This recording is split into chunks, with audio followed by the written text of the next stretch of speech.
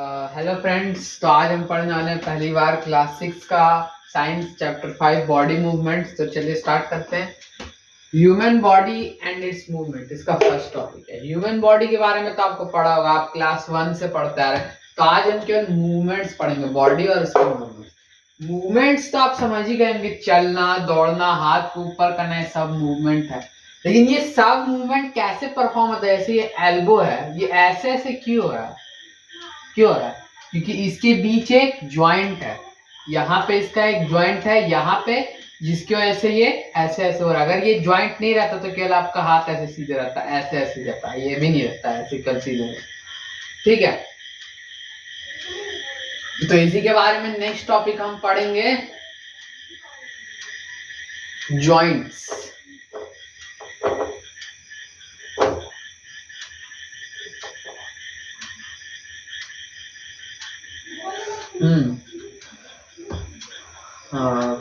Places like elbow, shoulder और neck, this places are called joint. जैसे यहाँ elbow है, यहाँ जॉइंट है, सॉरी नेक है, यहाँ जॉइंट है, एल्बो में जॉइंट है, शोल्डर में जॉइंट है।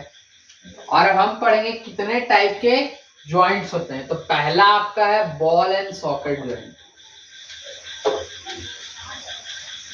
Ball and socket joint,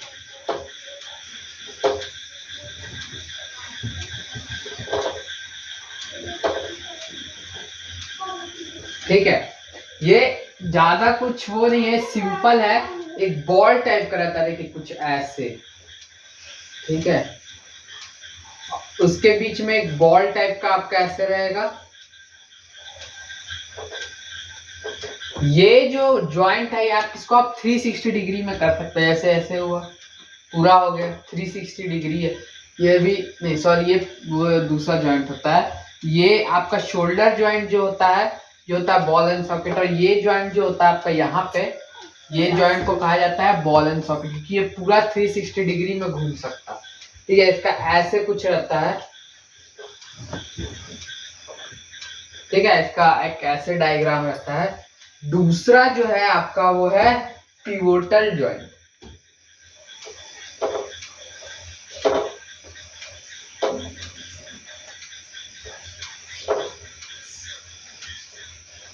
pivotal joint जो रहता है वो आपके यहाँ पे रहता है, क्योंकि बहुत सारे बोन से बना रहता है। ठीक है, तब सेवरल बोन से उसका एक सिस्टम परफॉर्म होता है, जिसके थ्रू आप ऐसे ऐसे ऐसे कर सकते हैं। ठीक है, और वो कुछ ऐसा रहता है, देखिए ऐसे हुआ आपका नेक। ठीक है, तो इसमें ऐसे हड्डी, सॉरी बोन, ऐसे ऐसे करके बहुत सारे रहते हैं। ठीक है, ये आपका पिवोटल ज्वाइंट का। जो थर्ड हम पढ़ने वाले हैं वो है हिंज ज्वाइंट। मैं कहाँ लिख दूं, यहाँ पे लिख देता हूँ।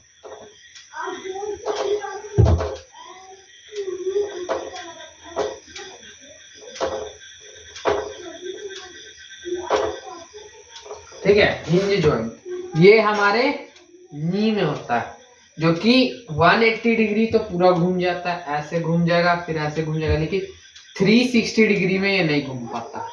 ठीक है, तो ये कुछ ऐसा टाइप का रहता है, ऐसे हुआ, ये आपका एक हड्डी, मतलब सॉरी, हाँ, फिर ऐसे ये कनेक्ट करता है दो बोन्स के साथ। ठीक है, मैं ऐसे लिख देता हूँ किसका क्या क्या है।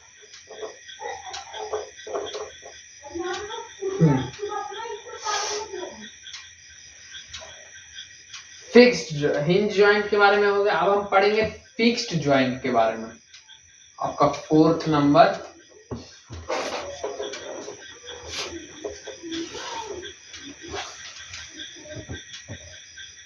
ठीक है, ये आपका एक ज्वाइंट है जो कि एकदम फिक्स्ड रहता है, मतलब हिलता नहीं है, एकदम हिलता नहीं। ऐसा कौन सा जगह जो आपका कौन सा ज्वाइंट है जो कभी हिलता नहीं? स्कल, ये कभी आपका हिलता नहीं है। ये ऐसे ऐसे हिल रहा तो नेक हिल रहा है, लेकिन ये कभी नहीं हिलता। ठीक है,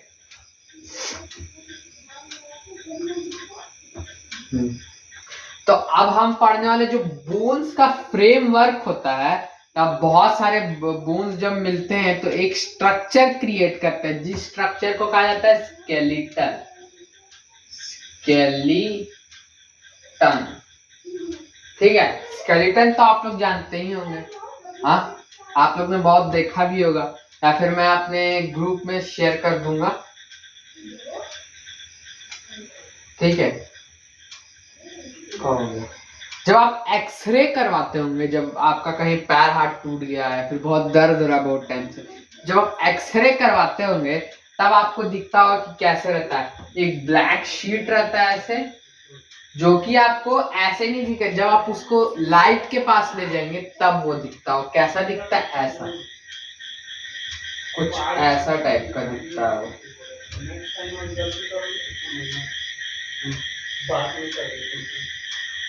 ठीक है, ऐसा आपका दिखेगा, ये पूरा आपका मतलब ब्लैक रहेगा, आपको कुछ भी नहीं दिखेगा जब तक आप उसको लाइट के पास नहीं ले जाएंगे। तो उससे आप देख सकते हैं अपने ज्वाइंट्स के बारे में। एक मिनट, सबने नोट डाउन कर लिया? ये सब आपके बुक में भी होगा।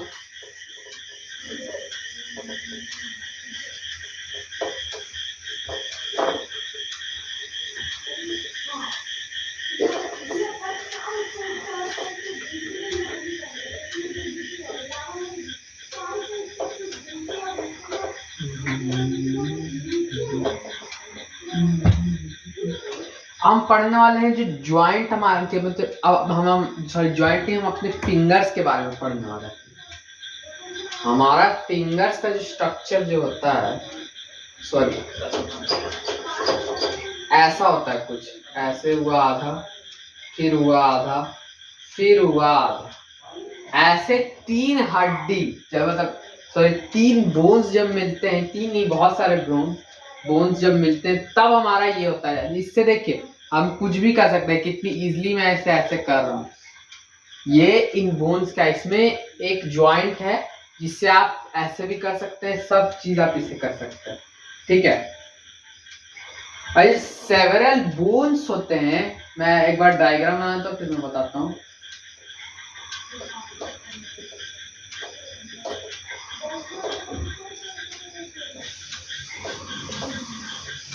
ठीक है, ये आपका बोन्स टाइप का जो हुआ, ये सब को आप क्या बोलते हैं? कार्पल्स। क्या हम बोलते हैं इसे? कार्पल्स। ठीक है, हम इसे बोलते हैं कार्पल्स। ठीक है, अभी तो शूट कर रहा है। नेक्स्ट हम पढ़ने वाले हैं रिबकेज के बारे में। आप एक बार प्रैक्टिकल भी देख सकते हैं, आप इसे छुइए, यहाँ पे आपको एक हड्डी फील होगा जिसे हम कहते हैं रिबकेज।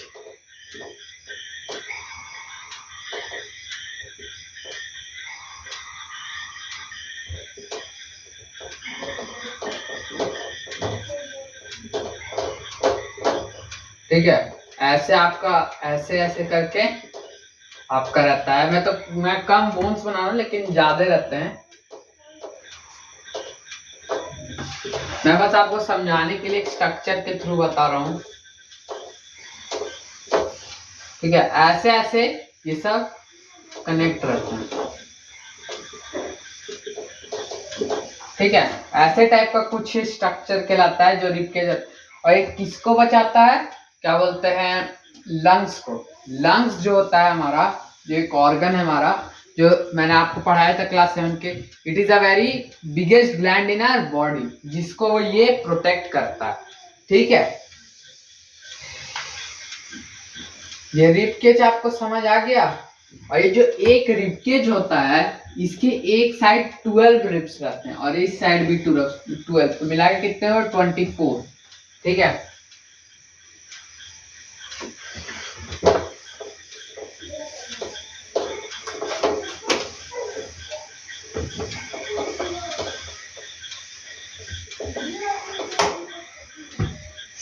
हाँ, तब हम पढ़ने वाले बैक बोन के बारे में। हमारे जो बैक बोन है ये भी लगभग 360 डिग्री तक रोटेट हो जाता है। ऐसे चला जाएगा, ऐसे चला जाएगा, पीछे भी चला जाएगा और आगे भी चला जाएगा। ठीक है, तो मैं एक बार स्ट्रक्चर बना देता हूँ। ऐसे करके कुछ हमारा वो रहता है बैक बोन, ऐसे करके। ठीक है, और यहाँ बहुत सारे बोन रहते हैं ऐसे कनेक्टेड, बहुत सारे। और ये सब बोन कितने रहते हैं? 33 बोन्स रहते हैं। ठीक है, 33 बोन से ये पूरा बना रहता है, जिसके थ्रू हम अपने बॉडी को हर जगह बेंड कर पाते हैं।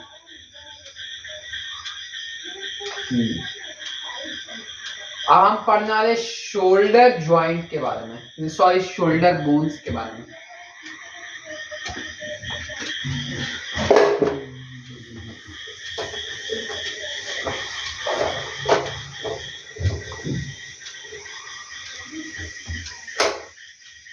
आप इसको मार्क कर लीजिएगा, मैं लिख भी दे रहा हूं यहाँ पे।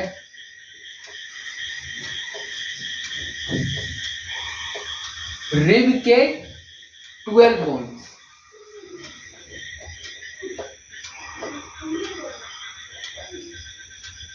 Backbone 33 vertices. ठीक है, याद रखिएगा, ये दो इंपॉर्टेंट मार्क कर लीजिए,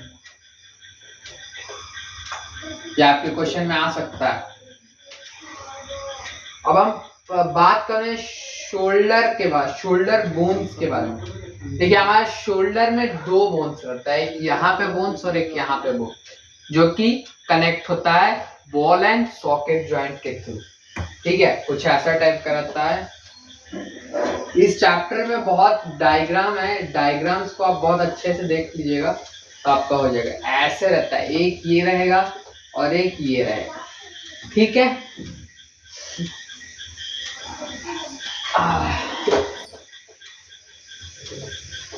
अब हम पढ़ने वाले हैं पेल्विक बोन्स के बारे में, जो कि हमारा एक फिक्स्ड जॉइंट है, जो कि यहाँ पे रहता है ऐसे, ये यहाँ से लेके पूरा यहाँ तक, इसे कहते हैं पेल्विक बोन, जो कि क्या रहता है, फिक्स रहता है, ऐसे कुछ रहता है। देखिए मैं थोड़ा रफ डायग्राम बना रहा हूँ, लेकिन जब अपने एग्जाम के टाइम में आप बनाएंगे तो अच्छा बनाइएगा।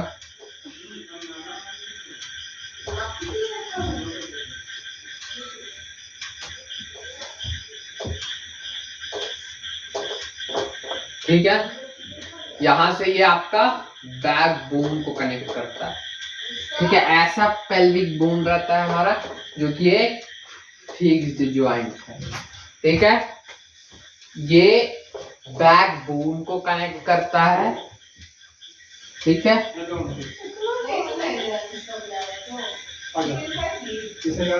अब हम पढ़ने वाले स्कल के बारे में। स्कल के बारे में तो आप सबको पता होगा।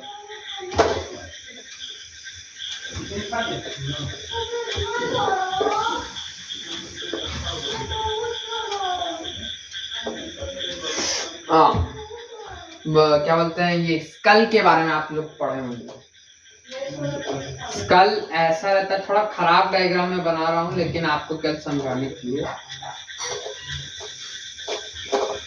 ठीक है, यहाँ आपका हड्डी रहता है, तो कहते हैं टीथ रहता है, सॉरी, कुछ ऐसा टाइप का आपका जो है रहता है स्कल। स्कल का इतना पार्ट मूव नहीं करता, सॉरी, इतना पार्ट मूव नहीं करता, लेकिन ये वाला जो पार्ट रहता है लोअर जॉ, ये मूव करता है लोअर जॉ। जब भी आपसे एग्जाम में क्वेश्चन आएगा ही, name the moving part of the jaw, moving part of the skull, तो आपको क्या लिखना है, लोअर जॉ। अपर जॉ मत लिख दीजिएगा वरना गलत हो जाए। ठीक है, अब हम पढ़ने वाले हैं कार्टिलेज के बारे में। कार्टिलेज, कार्टिलेज तो आप पहली बार ये वर्ड सुन रहे होंगे, लेकिन बहुत इजी वर्ड है।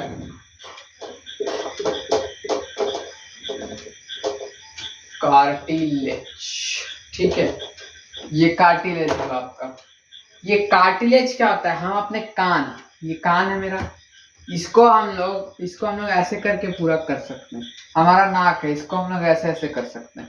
तो यहाँ भी एक बोन है, लेकिन वो बहुत सॉफ्ट है, और उस बोन का क्या नाम है, कार्टिलेज, जो हमारे नाक और नोज में आता है। अगर आपसे क्वेश्चन पूछा गया name some cartilage in our body, तो आप ईयर्स एंड नोज लिख सकते हैं, यह आपका सही होगा।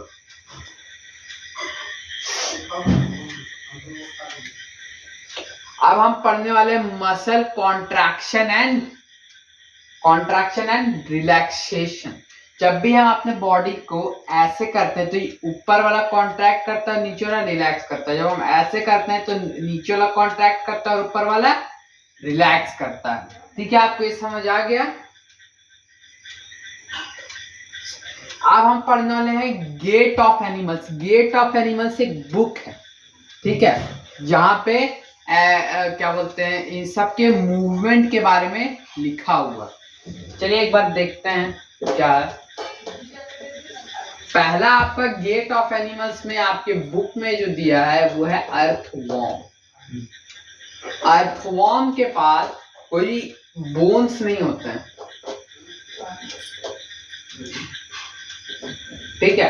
अर्थवॉर्म के पास कोई बोन्स नहीं होते, ठीक है। वो कैसे मूव करता है, अपने स्किन के थ्रू वो मूव करता है धीरे धीरे, ठीक है।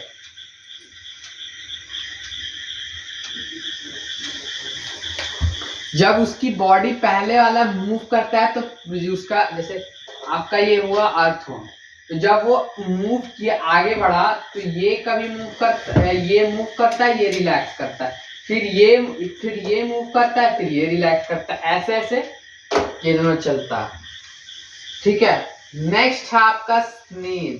स्नेल के पास एक ऊपर बोन टाइप का एक कवरिंग होता है। आप लोग देखेंगे जैसे आप स्नेल को अगर कहीं टच करेंगे तो उसके अंदर चला जाता है। वो जो क्या बोलते हैं, जो उसका प्रोटेक्ट टाइप का होता है उसे कहते हैं हम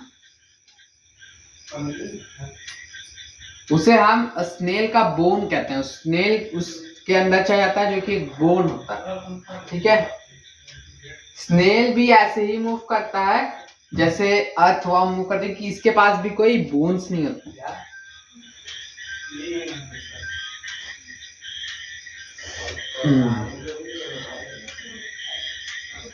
दूसरा है आपका कॉकरोच। कॉकरोच तो आप लोग देखते होंगे। कॉकरोच के पास 2 विंग्स होते हैं। कोई कोई कॉकरोच नहीं उड़ते, लेकिन कोई कोई उड़ते हैं। उनके पास 2 विंग्स होते हैं, ठीक है, जिसके थ्रू वो उड़ते हैं।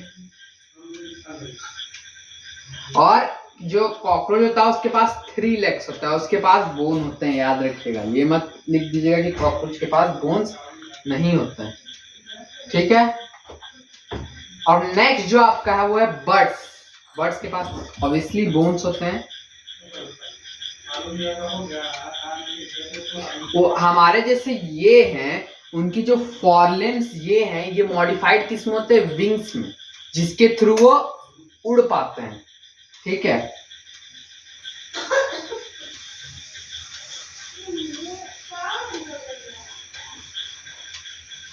नेक्स्ट हम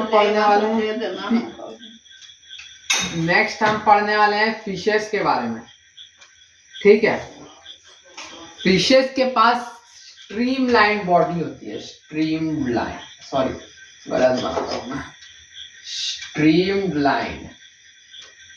बड़ा क्या तो बोलूं मैं, ये छोटा से स्टार्ट हुआ और बीच में बड़ा होते गया। इस जो शेप है इसे कहते हैं हम स्ट्रीम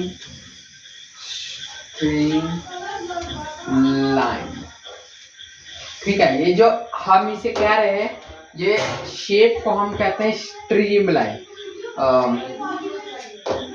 क्या बोलते हैं, फिशेस के पास मसल्स होते हैं, उनके पास क्या बोलते हैं, रेस्पायर करने के लिए गिल्स होते हैं, ठीक है। फिश मूवमेंट कैसे करता है, ऐसे ऐसे ऐसे ऐसे करके पानी को काटते हुए ऊपर जाता है। फिश का मूवमेंट ऐसे ही होता है, ठीक है।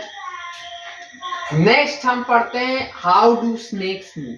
स्नेक्स लूप बना के मूव करते हैं। लूप ऐसे ऐसे ऐसे, जिससे उनका बॉडी कॉन्ट्रैक्ट करता है, फिर रिलैक्स करता है, जिसके थ्रू वो मूव करते हैं, ठीक है। मूवमेंट इन स्नेक्स, ठीक है। तो ये आपका चैप्टर खत्म हो गया है, बॉडी मूवमेंट।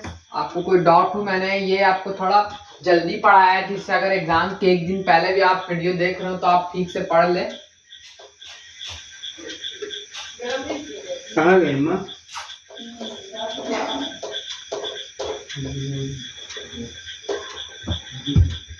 तो आज का होमवर्क देते हैं।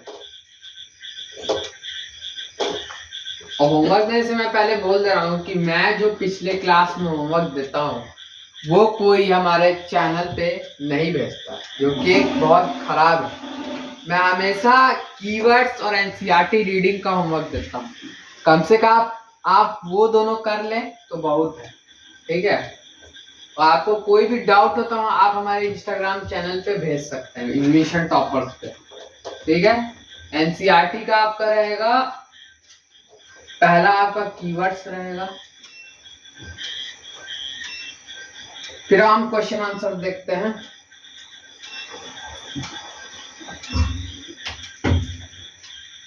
ठीक है, इसमें ज्यादा आपका क्वेश्चन आंसर नहीं है, 3 है। What is ball and socket joint? Ball and socket joint क्या होता है?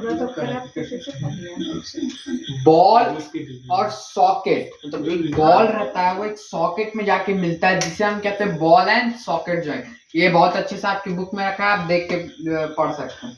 विच ऑफ द स्कूल, देखिए मैंने आपको बताया था कि यह क्वेश्चन आ सकता है। Which of the skull bones are movable? मैंने बताया था लोअर जॉ, लोअर जॉ है वो मूविंग पार्ट है स्कल में, ठीक है।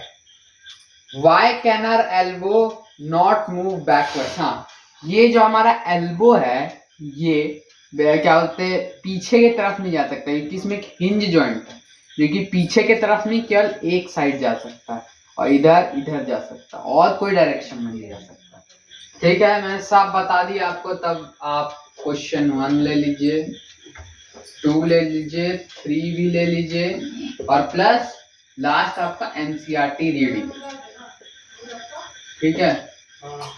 बहुत इजी चैप्टर है, केवल मूवमेंट्स के बारे में है, ह्यूमन और एनिमल्स और इंसेक्ट्स के मूवमेंट के बारे में, ठीक है। तो आज क्या क्या पढ़ा हम एक बार समरी कर लेते हैं। पहले हमने पढ़ा हाउ डू ह्यूमन बॉडी में मूवमेंट्स, ह्यूमन बॉडी मूवमेंट कैसे करता है, वॉक करके, कोई भी चीज परफॉर्म करके करता है। जॉइंट्स क्या होते हैं जिसके थ्रू हमारा बॉडी क्या होते हैं, कोई भी बॉडी का पार्ट हिल डुल पाता है। हमने कौन कौन से जॉइंट पढ़े थे? बॉल एंड सॉकेट जॉइंट पढ़े थे। उसके बाद हमने पढ़ा था पिवोटल जॉइंट, फिर हमने हिंज जॉइंट पढ़ा, फिर हमने फिक्स जॉइंट पढ़ा। उसके बाद हमने स्केलेटन्स के बारे में पढ़ा। स्केलेटन जो फ्रेमवर्क होता है बोन्स का, उसे कहते हैं हम स्केलेटन। हमने फिर कार्पल्स के बारे में पढ़ा कि फिंगर्स के जो सेवरल बोन्स होते हैं उन्हें हम कार्पल्स कहते हैं। उसके बाद हमने रिबकेज के बारे में पढ़ा। रिबकेज में 12 बोन्स होते हैं। उसके बाद हमने बैकबोन के बारे में पढ़ा जिसमें 33 बोन्स होते हैं जिसके थ्रू हम मूवमेंट कर पाते हैं।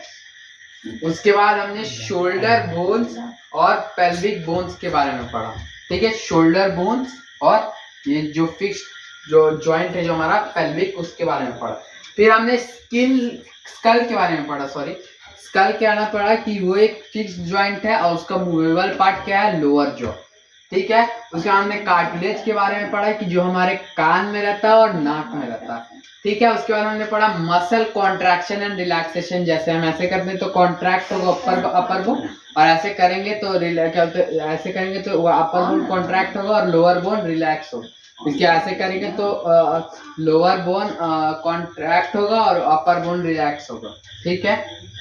उसके बाद हमने गेट ऑफ एनिमल्स के बारे में पढ़ा, जो कि एक बुक है जिसके अंदर हमने पढ़ा अर्थवर्म जो कि अपने मसल्स के थ्रू मूव करता है, और स्नेल जो कि अपने आप को अपने जो एक कैसे बताऊं एक उसके थ्रू बचाता है, बोन्स के थ्रू बचाता है, और वो भी ऐसे ही मूव करता है। और कॉकरोच को मैंने बताया कि उनके पास 2 विंग्स होते हैं और अपने 3 लेग्स के थ्रू मूव करते हैं। बर्ड जो होते हैं उनके जो 4 आर्म्स होते हैं वो विंग्स में मॉडिफाई होते हैं। उन्होंने फिश के बारे में बताया कि फिश के पास स्ट्रीमलाइन बॉडी रहता है, और वो कैसे मूव करता है, ऐसे ऐसे पानी को काटते हैं।